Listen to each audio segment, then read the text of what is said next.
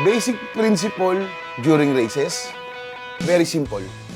Pag dumating ang ibon natin, galing karera, yun yung tinatawag na recovering period. So, pabilis na tayo mag-recover. So, yun ang ginagawa natin during races. Recovery and conditioning para sa susunod na karera. Pagka Sunday, umuwi ang ibon galing karera, binibigyan ko ng reload. It's a form of electrolyte. Electrolyte na kailangan nila. Bakit? Ubus ang katawan nila sa laban. Pagod sila. So, pagdating, kailangan natin ma-recover. Monday, ganoon din. Pero once na malakas ang ibon, Monday ng hapon, susubo na ako ng Doxy Plus. Pina-flashing ko na. Bakit ko pina-flashing ang ibon?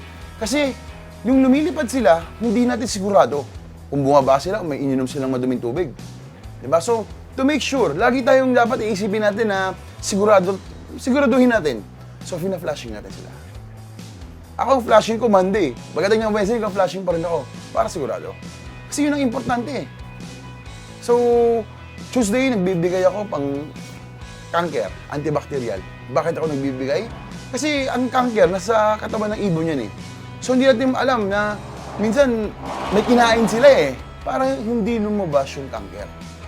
Siyempre, iba yung lumalabang ang ibon natin na 100% na walang canker, walang respiratory problem, malinis ang katawan.